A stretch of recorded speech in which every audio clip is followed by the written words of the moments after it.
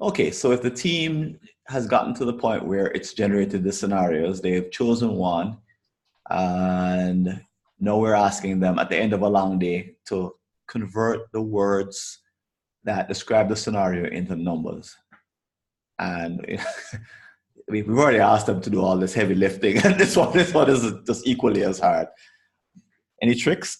Any shortcuts? Well, I mean, we have all the numbers from the present reality that we've got Mm-hmm. all kind of outlined.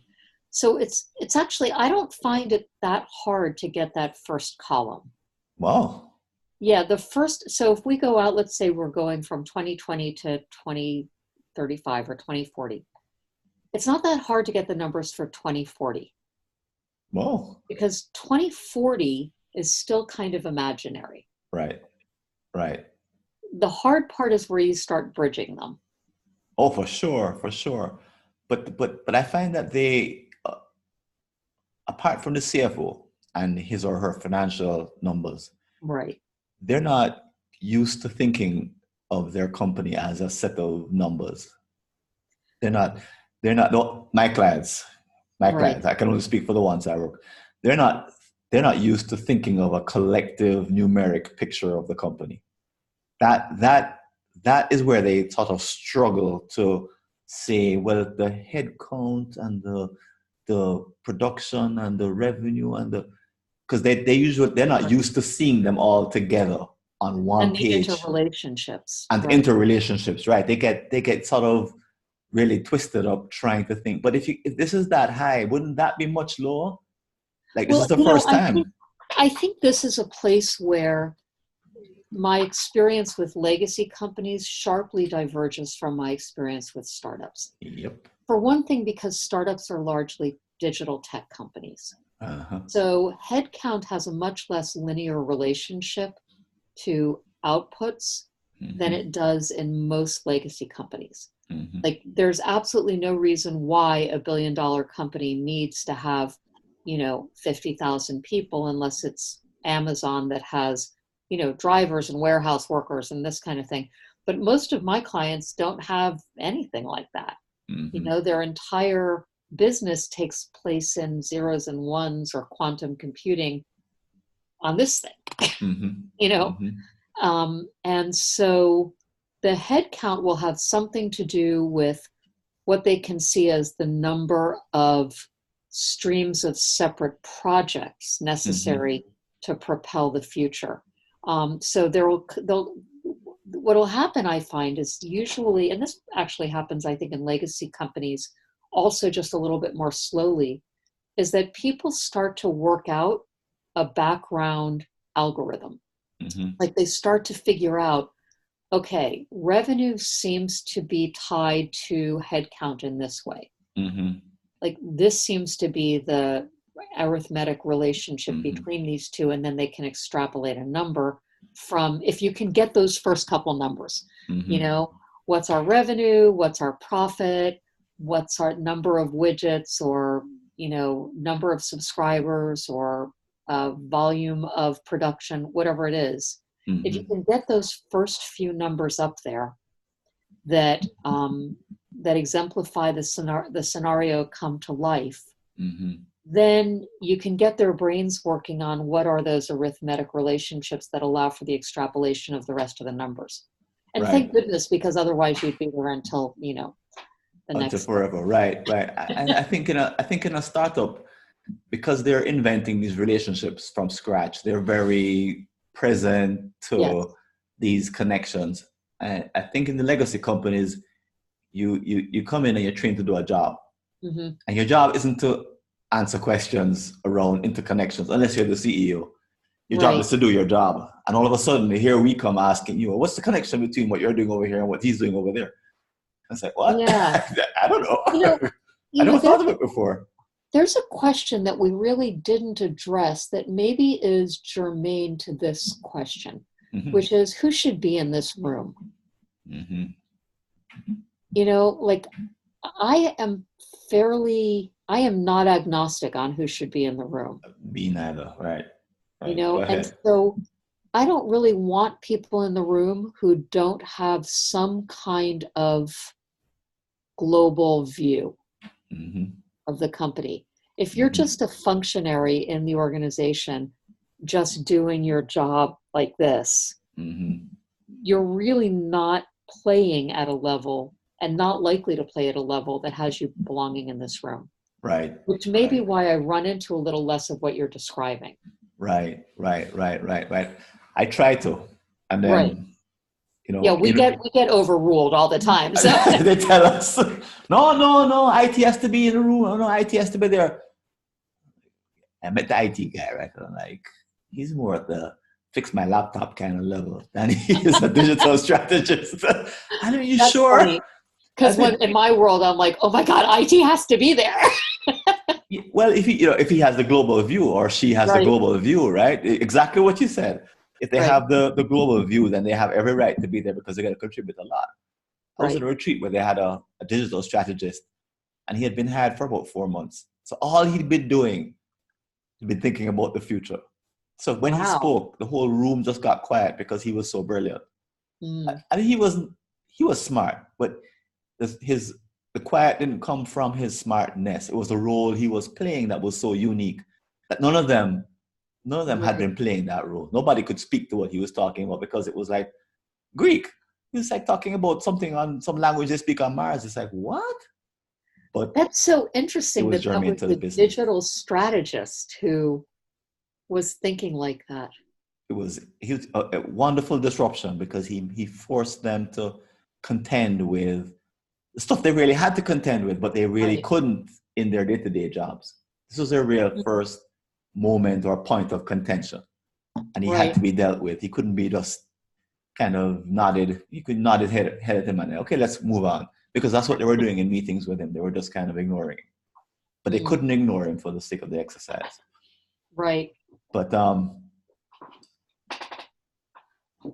so what was the train of thought we were on before we went off of that So we were interesting we were we tangent? were trying to capture the numbers of the scenario in the future, in Right, whatever the horizon. Well, it's not really the horizon; it's that far distant thing, right. and Turn it into numbers.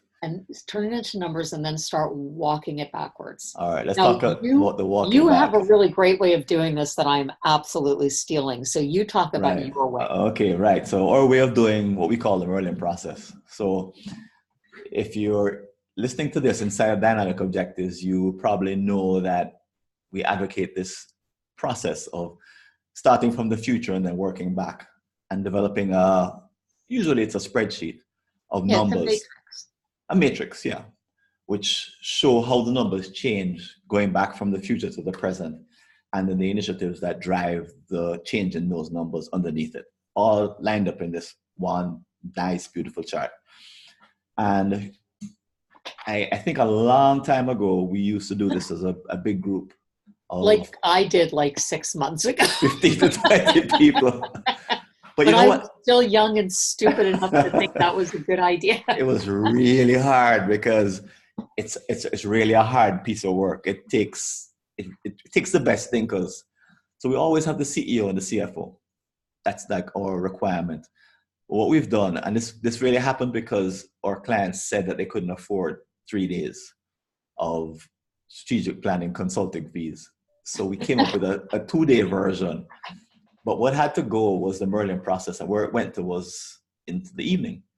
So And that the just tells you it used to take us the better part of a day to for a struggle through large this and have, team, oh, and every argument over every segue from one year to the next year. No, that's too fast. No, well, what happened? Because we'd have to add it into the scenario. Like, well, how did sales jump by 200% in 2027? Like, and it's just too the exercise is just too difficult for a large group to undertake. So the innovation was to have a small group do it in the evening, and that's how we could over squeeze the whole thing drinks, into 2 days. Over, over rum. the worst case that I heard of was they went for dinner and then decided to meet after. They didn't end up until 2 o'clock in the morning. That's the only time. From now on, we tell them bring dinner in or forget about dinner or do dinner after, but do not leave the exercise, go to your room and relax, take a nap. Do not do that because you'll be up Right. all night. But anyway, they made that mistake. But the exercise is extremely challenging, as you know. It is the heights of, because you're bringing together everything that's been done that day into a measurable outcome result, a complex measurable result. It's not just a measurable result, it's actually an entire measurable trajectory of an organization. Right. So Right. you have to be able to explain that trajectory. So you're not just filling in columns and trying to make them sort of, I don't know, sort of logical. Right. You're Look pretty. You're trying to tell an actual story with those numbers. Right. And that story has to be coherent.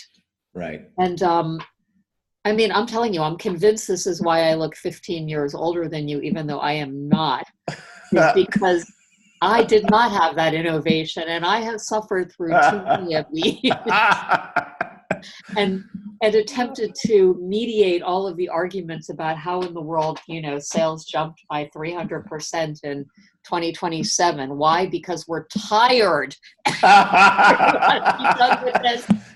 You know what? A number of decisions are made overnight that I think are just a function of people turning into pumpkins because they're so tired and it's so hard. But it's okay because they would have done 80% of the thinking. And when they come back the following morning and discuss it, I mean, they themselves, this happened several times. They themselves, as they put it up, they realize.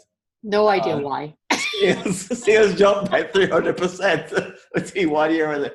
What in the world were we thinking there? What were we thinking? We need to change that. So as they put it up for discussion, they're like, oh, that's not going to work. And I don't know where that came from. But the discussion, that's the best part of the retreat from my point of view, is that the discussion about that trajectory, that movement from today to this point in the future. It's the highest point of creativity and logic, of people, humanity, and of wishful thinking and futuristic possibility, commitment. It all comes together in that moment. But then again, that discussion, I always warn them and tell them, the morning after is going to be the most tear down, rip apart discussion you ever had as a professional.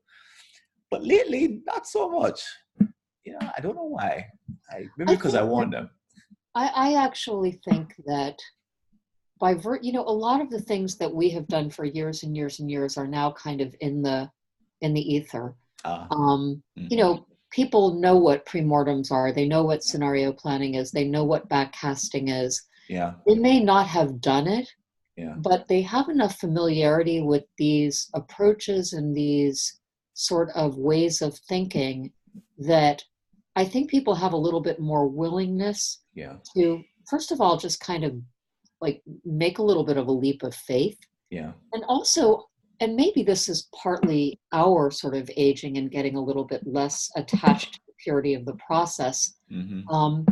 I'm not sure it matters that every step of the Merlin process is logical, as long as they get to a horizon that is like, if it has to be logical from the horizon back to the present.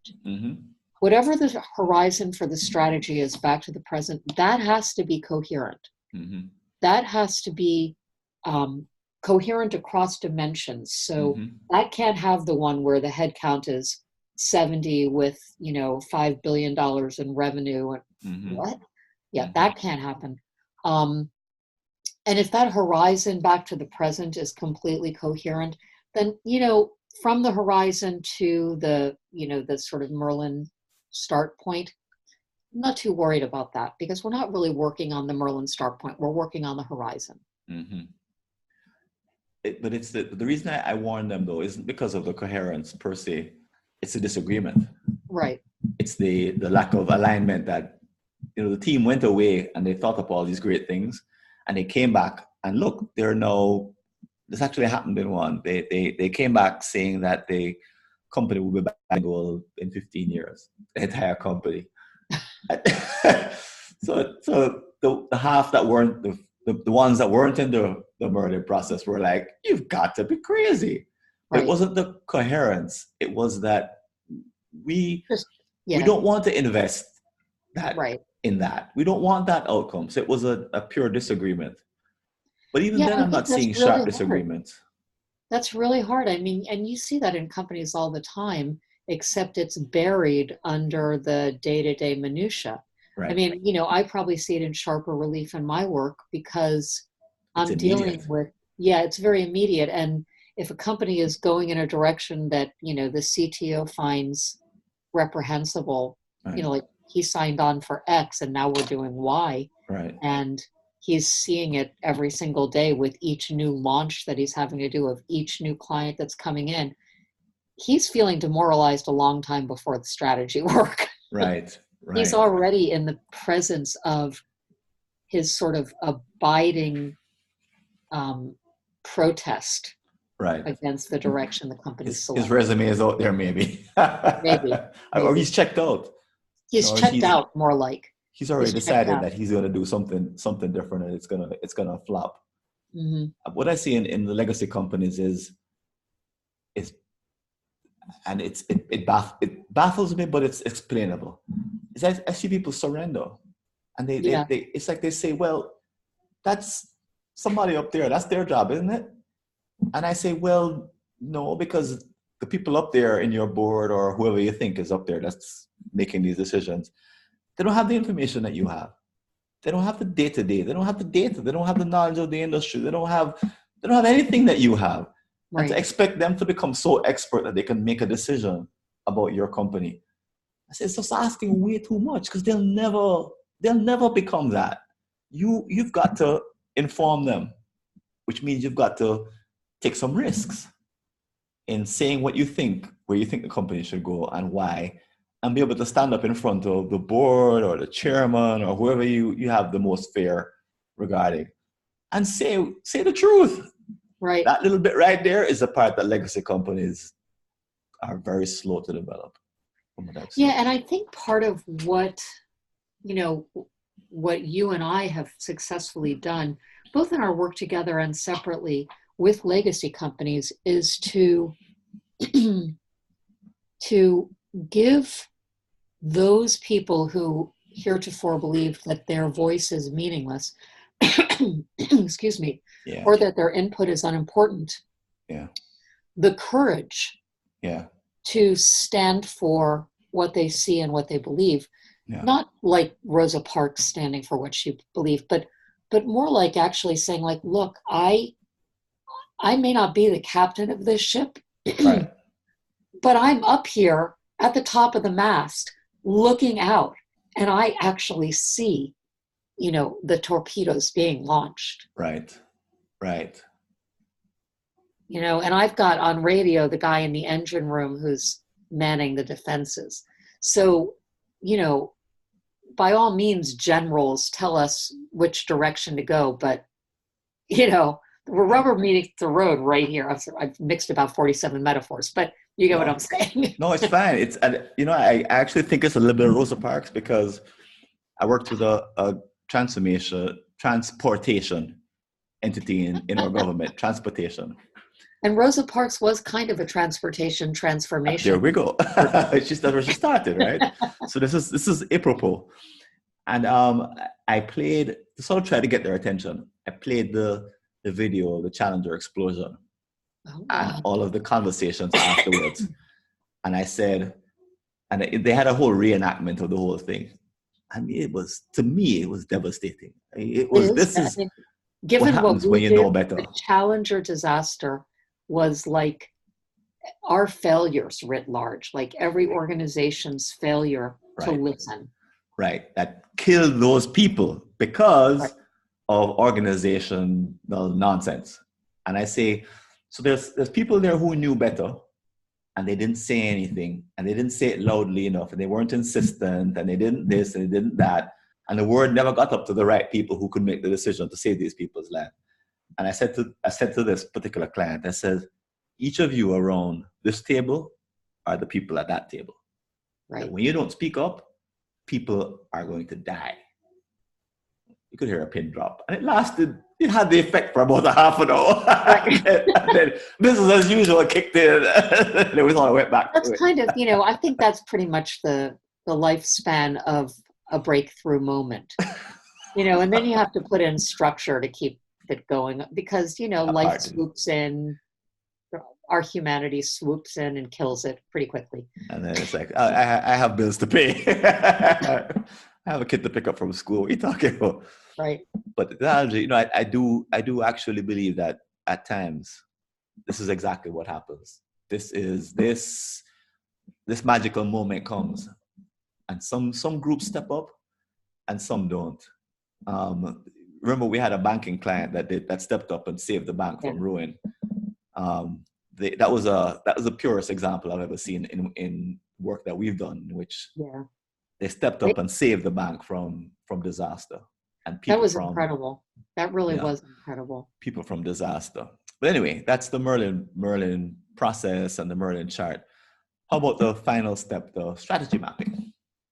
Well, so first of all, we choose a year for the horizon of the strategy map, which is in some ways arbitrary, but it can't really be 22 years. Like you can really only work on strategy for a couple to 5 years. Right. Like actually work on stuff. Right. So you choose that horizon, and that then populates the strategy map. The beauty of the strategy map is really in the questions that it poses along the way. Mm-hmm. And what I always tell clients, and I know that the folks on the dynamic objectives group already know the logic of this, but the real elegance of the strategy map is several things. One is that you build it from the top down. Mm-hmm. And the second is that you execute it from the bottom up, mm-hmm.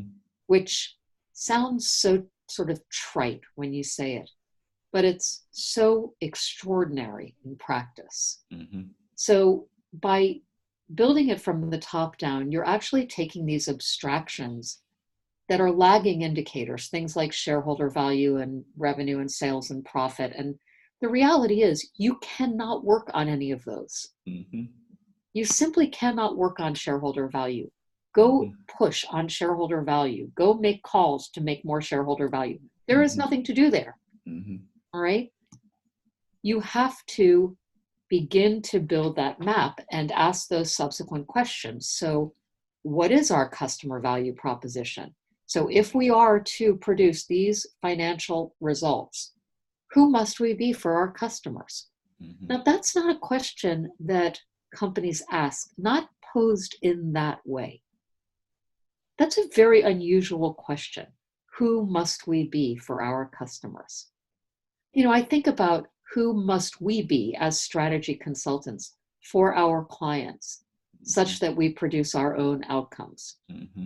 I mean, we have to be the kind of voice of pressing them into their greatness. Mm-hmm. That's what we have to be.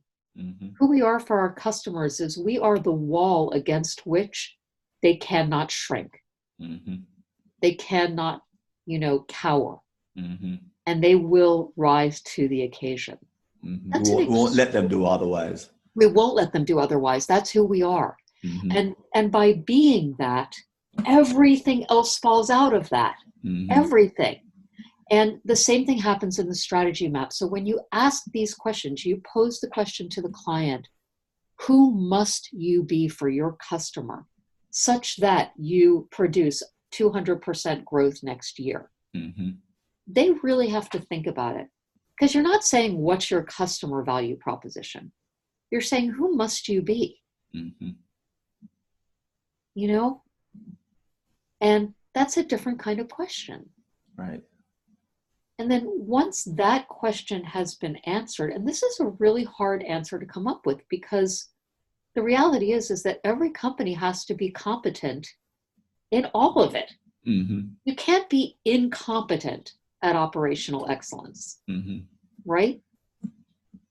But that's a whole different thing. Competence is a whole different thing than this is who we are.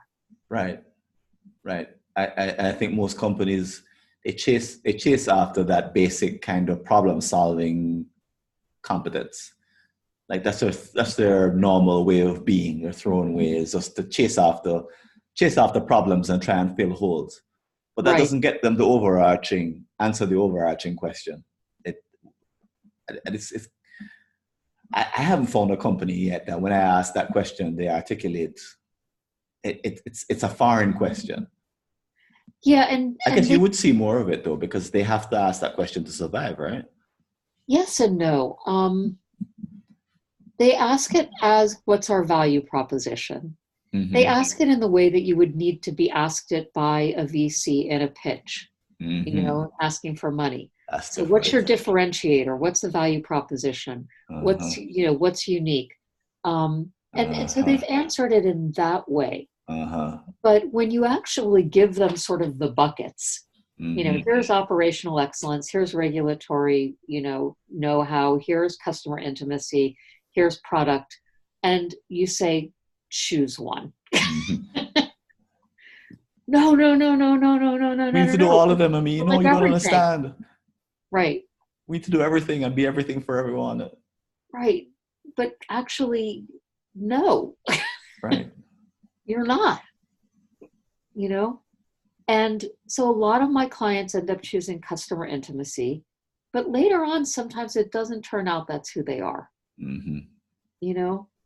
It gets really hard to be customer intimate and be an e-commerce kind of plugin. Yeah. Yeah, because your Maybe. mind naturally goes to, how do we get the software right to Well, but in have the truth, most plugin? of my clients are software. Oh, okay. Yeah. But software has all different kinds of functions. I mean, Facebook's if you ask who is Facebook for its customers, I think they would say something like customer intimate Mm-hmm. if you force them into that conversation. Right. I'm sure they didn't have that exact conversation, but or if you were to force Jeff Bezos to ask that exact question, he would say we're operationally excellent. Right. Whatever you need at any time, 24-hour delivery, no matter what, operational excellence. But it's not it's those two examples are clear for the founders. Right. But I wonder what if you were to ask the people who work for them, I wonder what they would say. I think if you gave them the structure Yeah. inside which to make the choice, Right. because remember, it's not just an arbitrary choice. Right. You can't choose from anything in the universe. Right. You have to actually, now there may be 5 buckets or 6 buckets that we've not yet distinguished, but for sure there's not an infinite number of buckets. Right. Right. There are a few. Right. And I'm completely willing to believe there are many that have yet to be distinguished, certainly by me, Right. or by us, or even by anybody we know. Right. But that doesn't mean that anything is up for grabs. Right. Right. So and that makes it all the harder because yeah. you're whereas Bezos and Steve Jobs and Zuckerberg and other CEOs would have decided the answer to those questions somewhere early on in their startups. That doesn't mean that the people who report to them, who weren't necessarily there at the beginning, would now see it that way. Right. They might be, or that it's even still true. Or that it could even have changed. Right. Right. It could even be. Companies do alter, they evolve. Right. I suspect Facebook, for example, could be about operational excellence at this point. Perhaps. Rather than customer intimacy, which is where it started. Well, it may actually be about product at this point. You mean product innovation? Yeah. Could be. Yeah, could be. Who knows? I don't know. They mostly copy other people, so I don't know. They copy a lot of, they buy up things and then use that technology. Right. But, right. Are we running out of time? Yeah, we just got a 10-minute warning. Man, we are really like slow talkers, Francis. We could have led a strategy retreat this time. Well, actually, we haven't gotten any questions from Kelly. So, Kelly, if you have any questions, you can just add them into the chat. The chat is at the bottom. It's that green. No, it's the white sort of. I don't have one, so You don't have a chat. I'm going to put questions for us. And I'll just lift Let me see if the I can figure out how microphone. to. Oh, there's chat. Look, we have Are you one. Oh, seeing that's it? you. Okay. That was me, right? Got it. Oh, I see. I just opened up the chat window. All right, I guess Kelly doesn't have questions. Yeah. Okay. So about 10 minutes left. So the strategy map, how have your clients used it? So some of mine have used it to, this is the way we recommend it, which is to explain the strategy the short-term strategy to their employees. So they'll talk about some of the results of the Merlin process, but they wouldn't show the Merlin chart because most employees would have their heads would explode if you showed the average employee that level of problems. And they use it to sort of give an idea of what the short-term focus should be. They also use it in some cases, a couple of cases in which I've worked, they've used it to develop the scorecard, which then gets translated into performance management system. I usually recommend they do the latter as part of what they ultimately do. But most of my clients use the strategy map as a guide for truly what projects they need to be working on, what technological innovations, where their budget dollars need to go, what areas of human resource development or technology they need to be focused on. I mean, I really very much counsel my clients to truly use it as a map from the bottom up. So they really go to work on mastering or adding those skills, technologies, core competencies, and values that are at the bottom. Right.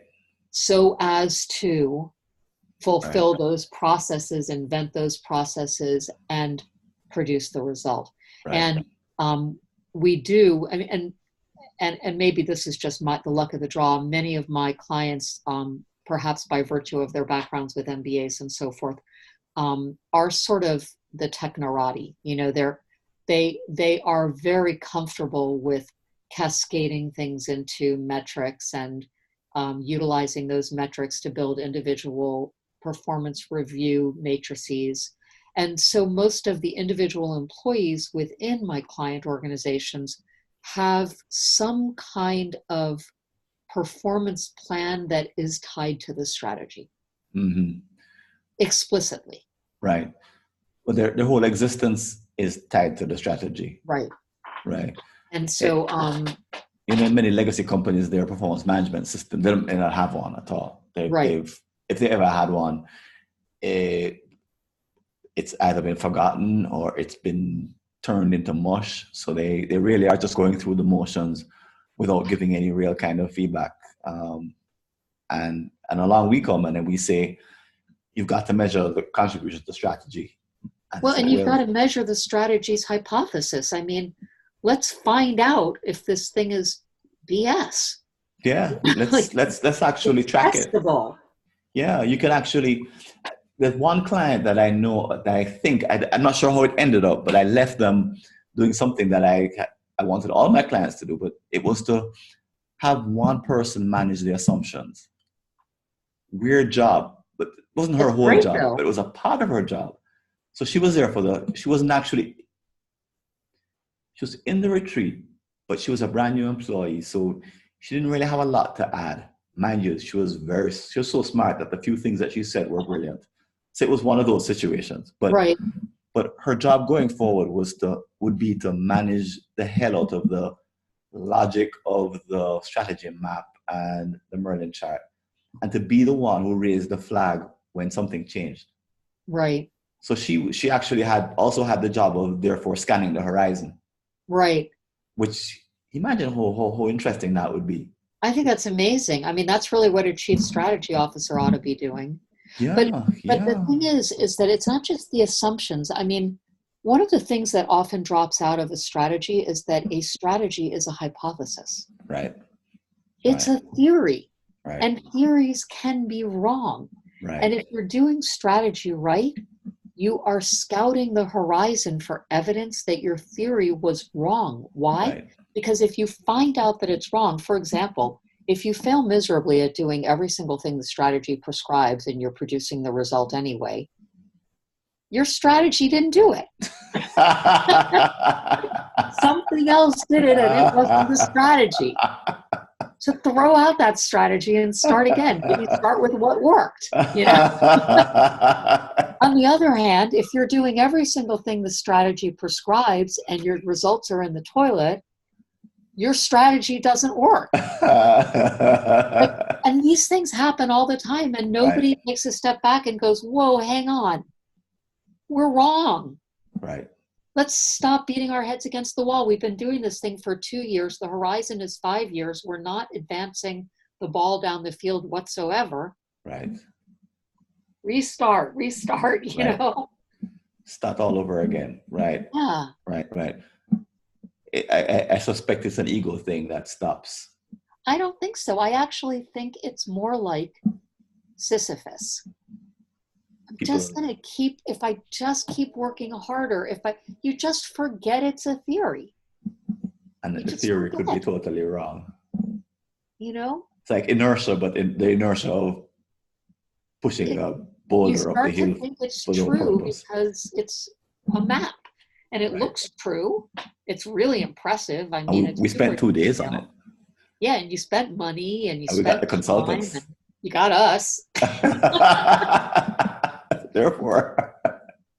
But it's still a theory. Right. You know, until discovered otherwise, people thought humors made people sick. Right. That was also a theory. Right.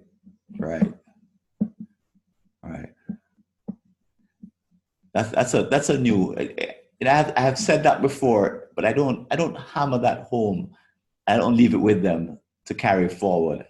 I've dropped that part I think out. we're also guilty of drinking the Kool-Aid with respect to the strategy. Yeah. And I'm not saying that should be senior in your mind. Right. But every year when you do a strategy review with your client, or when your clients do their own strategy review, one of the things they should be sort of, you know, pressure testing is, all right, are we advancing the ball down the field?